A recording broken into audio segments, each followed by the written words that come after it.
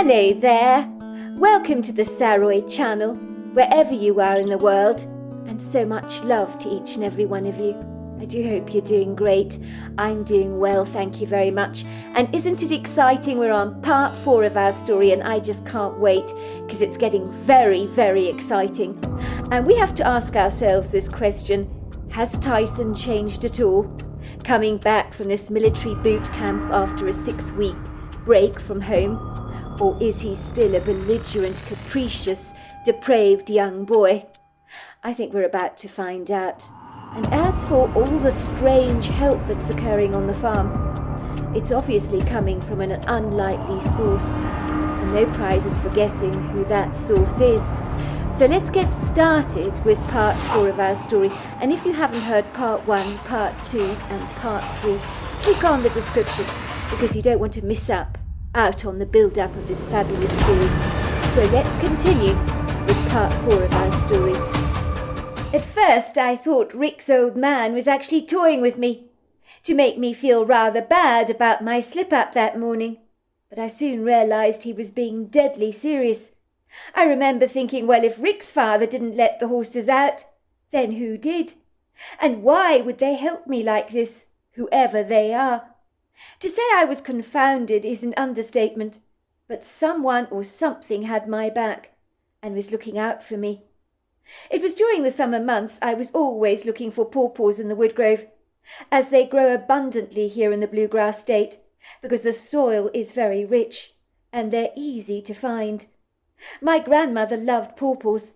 There was always a bountiful supply of pawpaw trees in the Saxon woodgrove. They'd pop up out of nowhere with a dogged determination. The pawpaws were superbly sweet. I took my bicycle with its basket and cycled down the earthen trails in the grove. I could see some ripe pawpaws growing on a lofty tree, but I couldn't reach them, which was exceedingly frustrating. I tried everything, including a long piece of timber to remove the ripe fruit, but I still could not reach it. Of course I could have shaken the tree and brought down the fruit, but there were some green pawpaws that still needed to ripen. So if I shook the tree, I'd bring down the unripe fruit as well, and those pawpaws were far too green to ripen in a fruit bowl. I decided to look for another pawpaw tree. I walked on foot searching for another tree, and I found one soon enough. I managed to pick a ripe pawpaw that was still a little on the greenish side, but it would soon ripen in a fruit bowl. I returned to my bicycle, and there in my bicycle basket were the 2 orange pawpaws, the very same ones I'd tried to bring down on my own accord. I noticed they were now missing from the tree. But what were they doing in my basket? Who had put them there? Was someone playing tricks on me? I asked Rick's father about the matter, and when I told him about it, he chuckled and said, "Maybe the hairy man helped you out. He's a very nice fellow, he is." I had no idea what on earth he was talking about. "What hairy man?" I asked him, and then he shut me down and said, "Never you mind. You'll find out soon enough." And then he said it was obvious that the hairy man liked me. "You're lucky to have him on side," he said. I thought Rick's father, with advancing age, must be getting slightly delusional. He often claimed he'd lost his glasses when he was actually wearing them on his head. So I took his ruminations about a hairy man with a pinch of salt. But so many things happened over the years that were hard to explain. But it almost certainly seemed as if someone was always lending a helping hand. I do vividly recall the very day that Rick's father tragically dropped down dead from a heart attack at his home, almost as if it happened yesterday. I was fond of the old man, and seen his increasing forgetfulness as rather endearing. On one occasion he lost his car keys and found them in the freezer. Another time he put his sandwiches that I'd made him for lunch in the drum of the washing machine, which I found hilariously funny. Rick always asked me to keep an eye on his father for me, and to help him out making him coffee and sandwiches for lunch. Sometimes I'd play cards with Ray, and keep a cosy fire crackling away merrily in the hearth during the winter months. These were the good old days before Rick and Chelsea were a couple. I remember I was taking Peregrine, one of the black and bay American quarter horses, for a ride in the grove. Rick believed it was significantly important to ride the horses regularly, to keep them healthy and fit. It was a job I thoroughly enjoyed doing, and thanks to Rick's father, I had become an accomplished rider. I was trotting down the horse-riding trail, and then in a trice, like a bolt of lightning, a very clear voice in my head, that was not my own, told me I needed to get back to the farmhouse at once. I didn't hesitate to obey the voice. I galloped straight back to the farmhouse and immediately checked on the welfare of Rick's father. I think I had a profound instinctive sense that something was terribly wrong. The man was 84 years old. He was on medications for his heart and blood thinners. I noticed he was peacefully lying slumped back on a lounger chair on the wraparound porch, seemingly blissfully soaking up the morning sun, which he did religiously every morning as a matter of routine.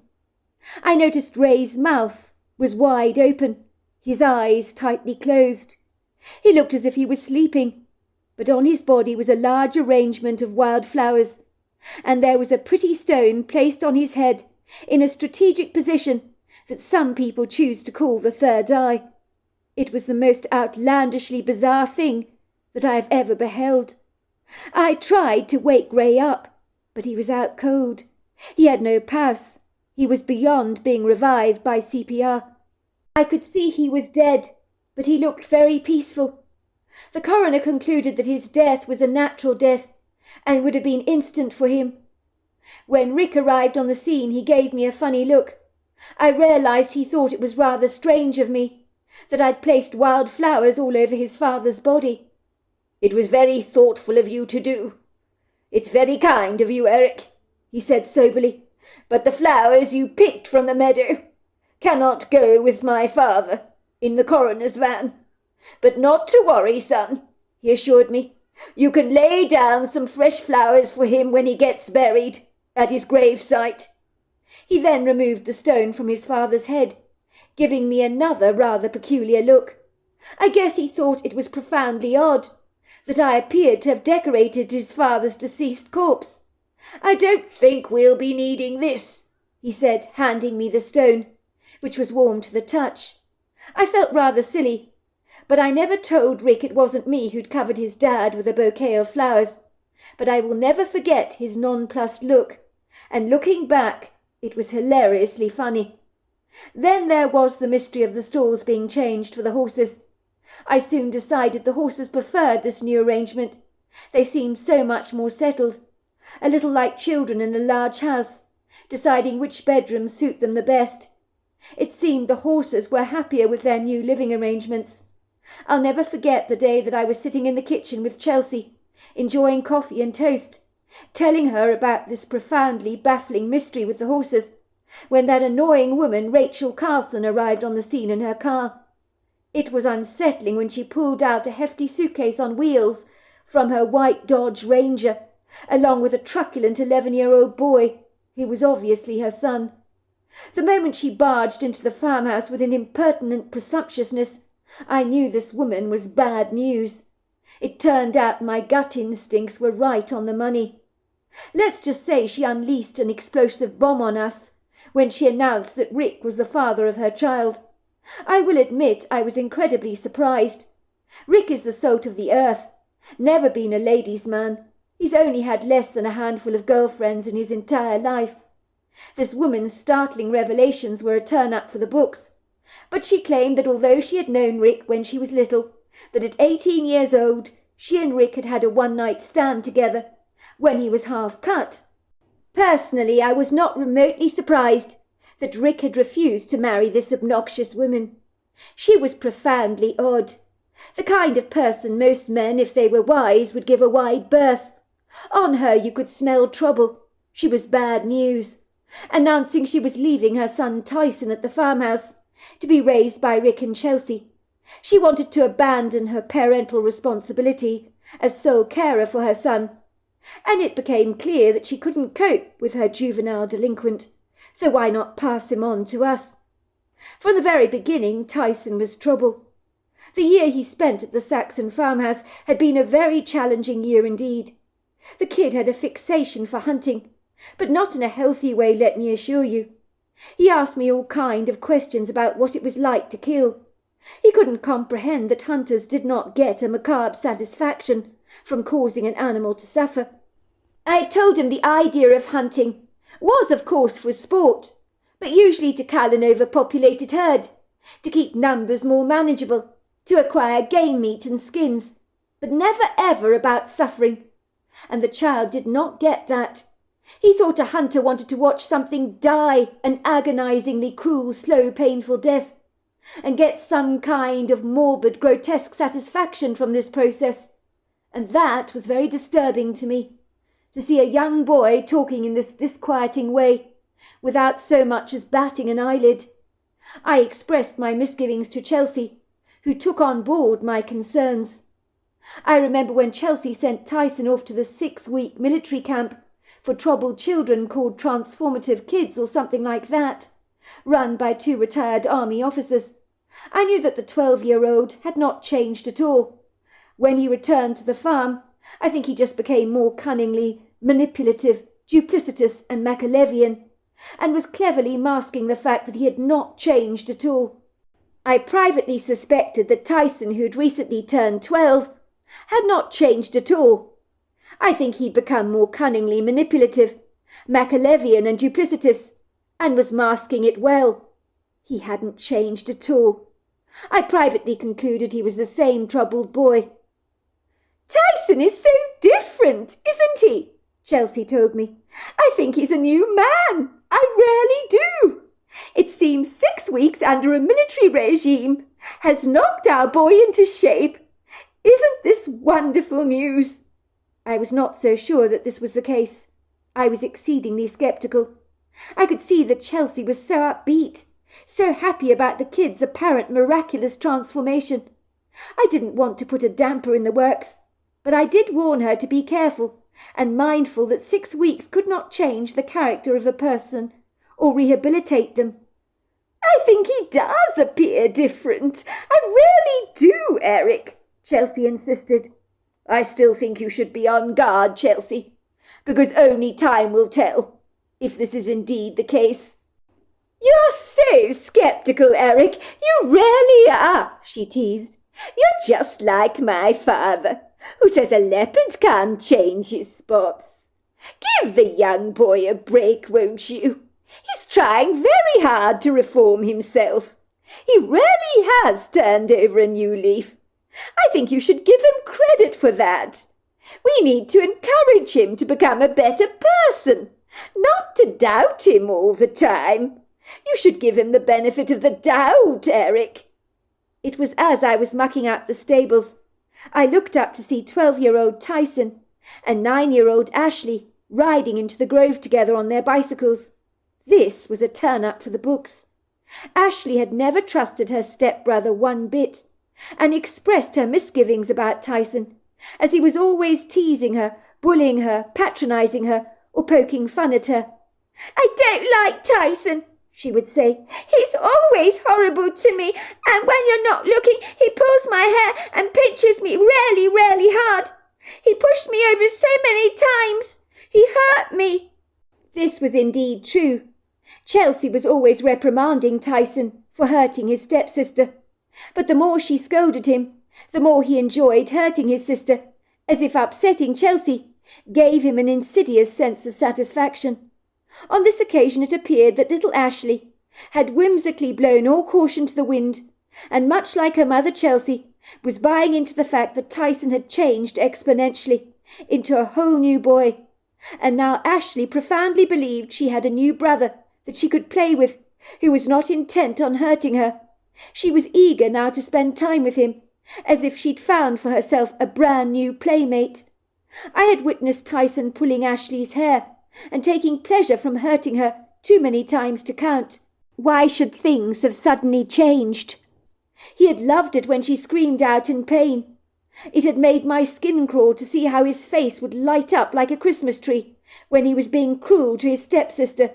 He was a depraved young boy, and my hopes of him ever redeeming himself were pretty slim.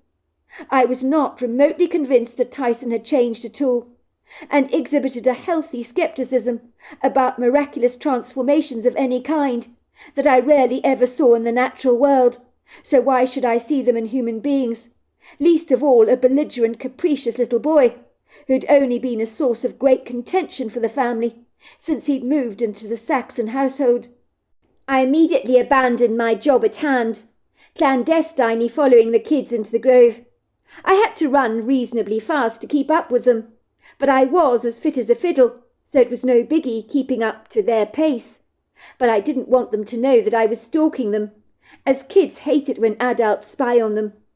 I was determined to keep a stealthy eye on Ashley and her stepbrother, see how they were interacting together, because I knew that this young man had not changed, and I was concerned about what would actually happen.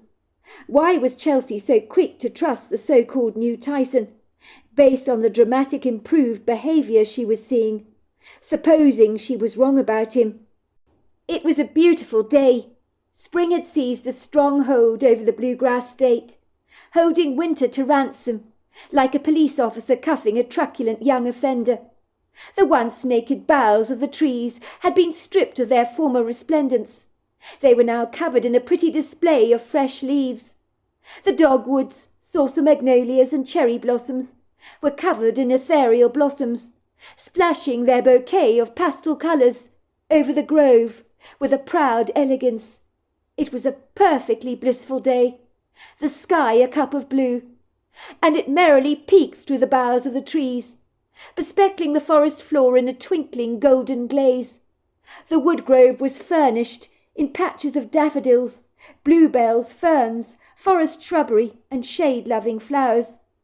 When the two children reached the creek in the woods, covered with a pretty little bridge that Rick's father had erected a while back, they propped their bicycles up against a couple of oak trees. Ashley pulled out a piece of chalk from a pocket in her blue jeans. She drew something on the wooden decking of the bridge. The two kids were happily playing hopscotch together, while the water in the creek gurgled beneath their feet. When I watched them together, I felt profoundly silly. Maybe I was wrong, and that Tyson really was a reformed character, and I had been overreacting. Ashley began to look up at Tyson, as if she genuinely believed he'd morphed into her big stepbrother that she was proud of. "You're so different, Tyson. I like you now. You used to be horrible, doing bad things to me like pulling my hair really hard. And then there was the time that you shredded my brand new school uniform into lots and lots of pieces. Why did you do that?" "'Cause your mother brought you new stuff, but you didn't want to buy me sneakers.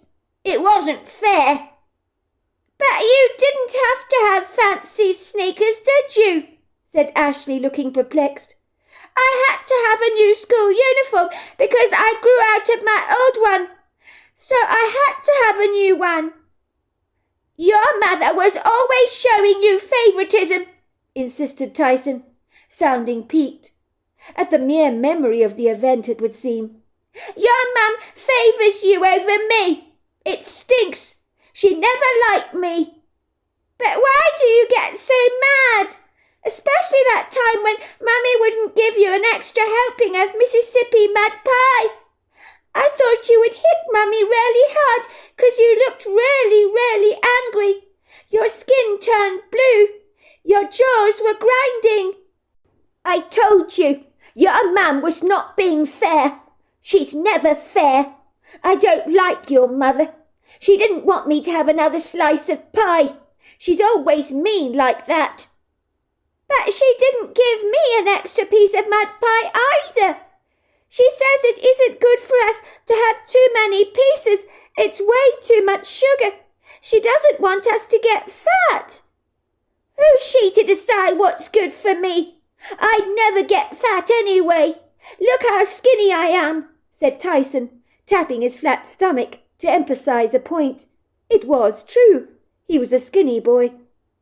"I know, but if you eat like a pot-bellied pig, you'll become one day. That's what Mummy says." "Your Mummy doesn't know anything. She thinks she knows everything, but she knows nothing. She thinks she's clever, but she's stupid." "Mummy's not stupid. She sent you to that place and you're not horrible anymore, so she did a clever thing. What was the place that Mummy and Daddy sent you to like? Was it nice where you went? Tyson pulled a face. It was horrible, he said. I'm told it's like being in the army. I'm never ever going to the army when I grow up. Not if that's what it's like. Are you upset that Mum sent you there? Of course I'm upset. It's a horrible, horrible place. Any time we did anything wrong, we had to do hundreds of press-ups. It sucked. I felt genuinely bad eavesdropping on these children's conversation, like a predatory stalker. I watched as both Ashley and Tyson sat at the edge of the creek after they'd played hopscotch together. Tyson told his sister he was going to braid her hair, very nicely for her. But I don't like anybody playing with my hair except Mummy. Please, I'll look after your hair very nicely. I'll make it pretty. All right then, but you've got to make it really pretty, said Ashley, so I can show Mummy what you've done. While all this was happening, I was certain I'd seen a lofty, ambiguous dark shadow in the trees, as if I was not the only one watching these children, but someone else was keeping a beady eye on them too. I told myself I was being absolutely ridiculous. What I'd seen was just a trick of the light. The woodgrove was always casting dark shadows due to the light in the woodgrove intermingling with the shade, which can play tricks with your imagination and make you falsely believe you're seeing things that are not really there. I watched Tyson braiding his sister's hair, and Ashley seemed to enjoy having her hair tugged by him. Tyson began fiddling in the pocket of his jeans. He removed something stealthily from his pocket. It looked like something white. At first I wasn't sure what it was. I saw Tyson do the most unthinkable thing. I froze to the spot when he pulled out a plastic bag from his pocket and placed it on his sister's head, tying it in a knot so it couldn't easily be removed. Ashley jumped up and began to scream, desperately trying to remove the plastic from her head. But Tyson quickly grabbed her, restraining her arms with an old tie, and tying her up so that Ashley could not remove the bag from her head that was suffocating her so that she failed to breathe. I was absolutely mortified by what I was seeing. For a moment I froze to the spot, going as cold and as frozen as a block of ice, as I tried to assimilate what I was actually observing. Tyson was insanely evil. He was wickedly delighting in seeing his poor stepsister in such a sorry state. Ashley was frantically running around the grove with her hands tied behind her back, desperately trying to remove the plastic bag from her head, like a headless chicken. Tyson began clapping his hands in delight and laughing at her expense. You look so funny. It's hilarious to see you like this. You're going to go to heaven, sis, so don't fight it. I'm going to get all the attention from your mother from now on. I'd like to say I ran over to Ashley to rescue her, but someone else came to the rescue, whose response was faster and quicker than my own. I saw this huge, black, giant-like figure, shaped like a man, covered in hair, thundering through the trees. He immediately pulled the plastic bag off Ashley's head. She gasped for breath, falling onto her knees, heaving and wheezing. The Titanic-sized, hair-covered creature that I later discovered from my research was a Bigfoot, lunged towards Tyson, grabbing him by the scruff of his collar, lifting him up so that his head was in line with the Bigfoot's eyes. I got the sense that some kind of telepathic communication was being exchanged between the two of them, almost as if the Bigfoot had given him a huge telling off. The Bigfoot roared. Tyson looked like a puppet in his hands. The Bigfoot screamed, swinging his arms around so threateningly that even as a bystander I almost fainted with terror. I unequivocally believed that the enraged Bigfoot, who was practically spitting bile at Tyson like a python, was going to kill the young boy. Tyson's eyes were terrified. They were as round as saucers, and he was crying as he dangled from the Bigfoot's arm like a puppet on a string. He begged to be put down by the creature. "Please don't hurt me! Don't hurt me! Don't hurt me! Put me down! Put me down! Put me down!" This was the first time I'd ever seen Tyson crying. The Bigfoot tossed Tyson on the ground, with an expression of disgust on his face, as if he was throwing out a filthy, stinking baby's diaper. I was watching the sequence of events unfold, as if it was a movie. The Bigfoot was staring directly at Tyson, as he got back to his feet and hobbled over to his bicycle. He looked as if he was trying to appease the family cat, not to lash out at him, although in this case the cat in question was more like a lion, as the Bigfoot was gargantuan in size. I've never seen Tyson so afraid before. He feared for his life as he cycled out of the grove, as fast as the wind on a stormy day. Ostensibly, he gave no regard at this point in time for the safety of his stepsister, who moments before he had tried to kill. The young boy falsely concluded that this hairy man was going to harm little Ashley, even though it was the Bigfoot that had saved the day by removing the bag from Ashley's head. What happened next amazed me, leaving me completely speechless and confounded. The Bigfoot took little Ashley's hands in his large hand. He led her towards the tree where I was hiding. How did he even know I was there? I found myself looking up into the eyes of a 9-foot-tall Bigfoot. He had kind, treacle-colour eyes. I heard a voice in my head, the same telepathic voice I'd heard when I was told to go back to the farmhouse when Rick's father had died. "You need to take her back to safety. That young boy is dangerous. You must deal with him severely. I would have done so myself, but it's the parents' responsibility to discipline their children, and not mine." And with that, the Bigfoot simply glided away. It was Ashley's near-death experience that finally made the authorities take notice, and after many mental evaluations, Tyson was put away in a mental facility, where the top psychologist, a man called Dr. von Straten, claimed he should never be let out, as he was deemed a danger to society, as conduct disorder in kids is often referred to as antisocial personality disorder in adults. But it was clear that Tyson was a psychopath who didn't know the meaning of the word compassion and only cared about one person, and that was himself. The psychologist explained that he also possessed feelings of grandiosity and superiority, believing he was profoundly better and cleverer than anybody else.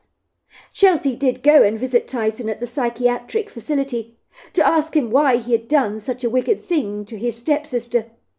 He had gormlessly grinned at her and said he'd wanted her to die, and that he'd been fantasizing about killing her for a long time. He explained that if Ashley was out of the way, he'd have received more attention. The strangest thing of all was he had absolutely no memory of the Bigfoot. It was as if that memory had been wiped out of his mind. Chelsea was appalled, and confided in me that Tyson had told her in no uncertain terms that if he ever got out, he'd find her and kill the entire family. "Don't worry," I assured her. "He'll never ever get out. You heard the psychologist. Tyson is considered a threat to society." Chelsea thought her daughter would be traumatized by the event in the woodgrove, but she also had no memory of the event at all, and in the years that followed she completely forgot that she even had a stepbrother called Tyson. Chelsea perceived she had chosen to block the trauma from her life, and thought better about bringing the topic up for discussion ever again. 22 years later, it had been a magnificently beautiful summer's day in the Bluegrass State, and a tired spring had released her final yawn, and summer had taken over the reins. But because it was still early summer, the weather was pretty close to perfect. It was not too hot, nor too cool. The countryside was spectacular, with vivid green pastures and woodgroves ablaze with green leafy boughs. Chelsea had met up with her daughter Ashley in town to go shopping with her and to enjoy lunch together. These days they were the very best of friends. Ashley lived locally in town and was currently unmarried, but she had an apartment of her own and was a successful manageress to an up-and-coming restaurant run by an illustrious chef that was all the rage. People from out of state visited the town for a culinary experience. The chef was a local boy who started up his own restaurant and was having the most marvellous write-ups in the New York Times and other prominent newspapers. Chelsea would have liked her daughter to settle down, but after a string of disastrous relationships, Ashley had decided to put relationships on the back burner. "I just so wish, sweetheart, that you'd go out more, meet more people. I'd like to see you settling down, finding yourself a very nice man. Me and your father would like to have grandchildren one day. Your father is longing to become a granddad." "Ma'am, the trouble with you is you're a hopeless romantic. And for your information, I do actually meet lots of people at the restaurant when I show them to their tables. They come from all over the place to visit our restaurant." "Yes, but that's not the perfect way to meet people, love."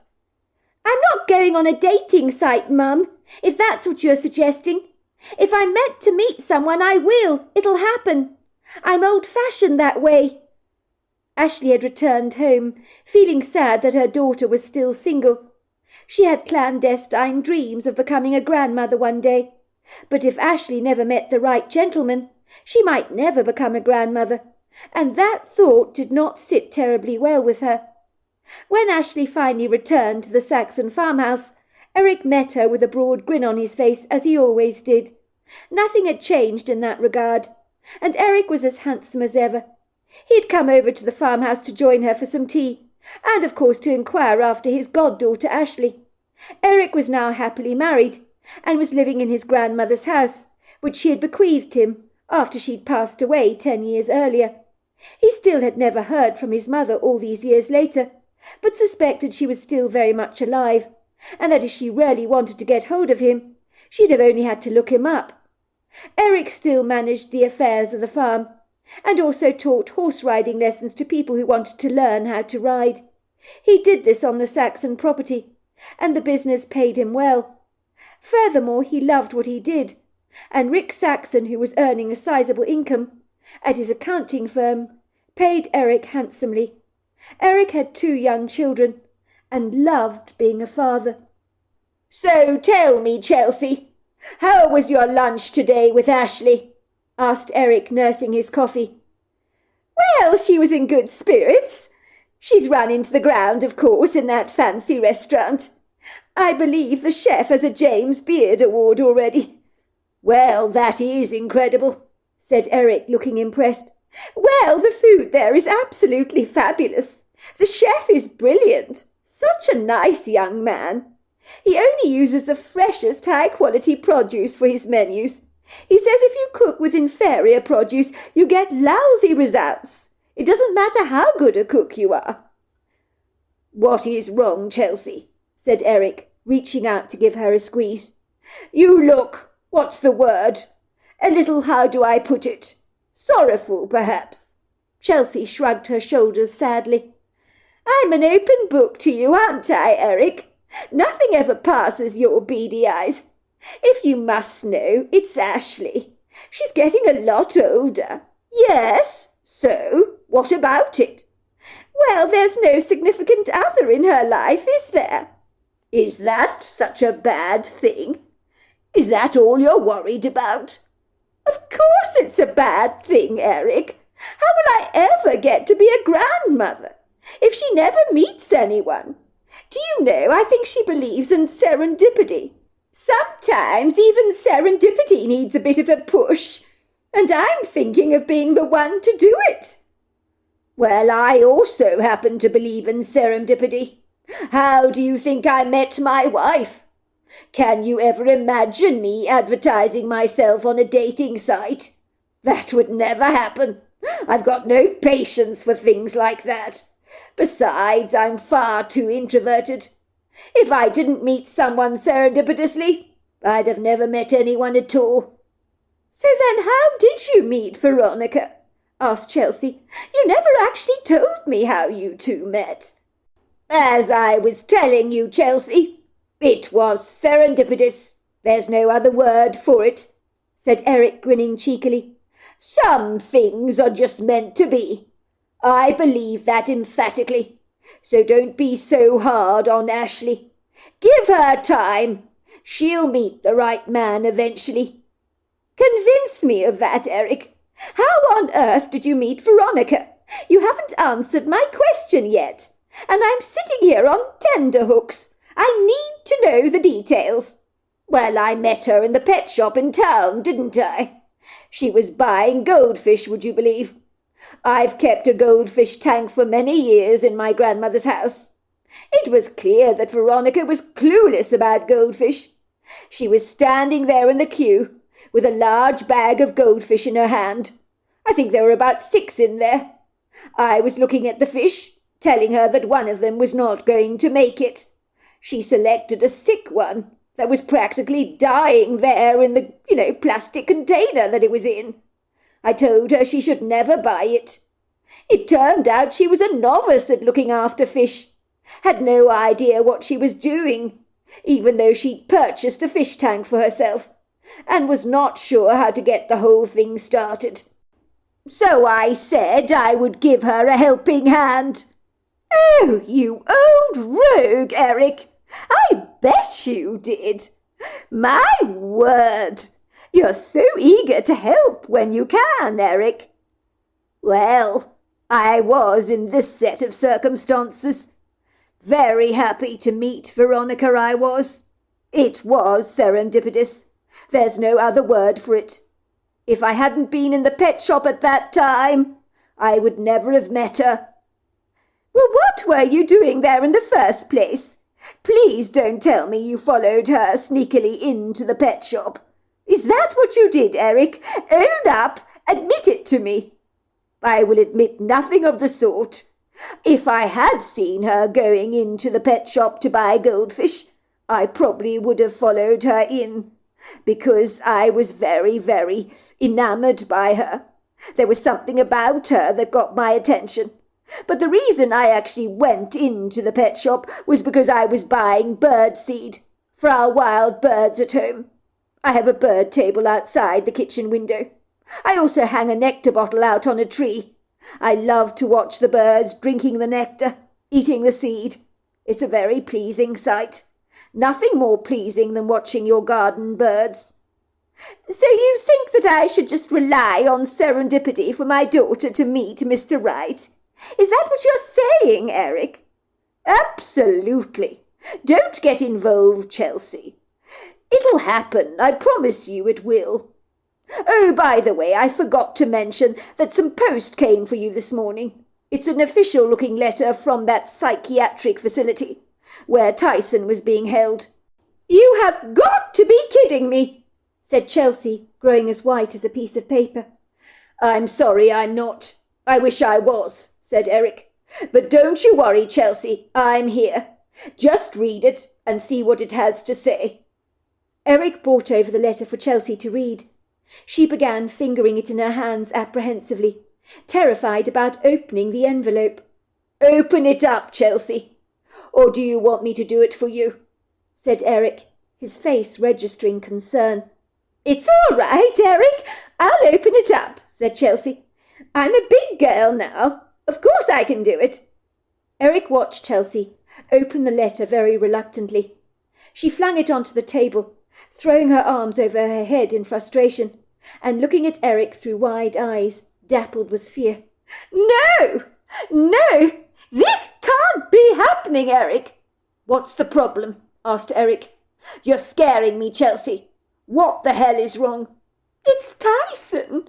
He's getting out of that psychiatric hospital. It says here he's deemed safe to live in society now. I've appealed against him getting out, and although he's not allowed to come near our property, there's no guarantee that he won't. You know what he said to me all those years ago, when I visited him at the psychiatric facility. He said, Eric, he was going to come after my family and kill us all. The psychologist who would not let him see the light of day is apparently now dead. This is a dreadful, dreadful nightmare. Tears bounded down Chelsea's cheeks. She began to sob uncontrollably. I'm scared, Eric. Really scared. What if we're all in danger? It's a real possibility. Forget about being a grandmother. I might not live to ever see another day. So there we are. That is the end of part 4. Isn't that exciting? So we've got to the part where Tyson is coming out of that medical facility.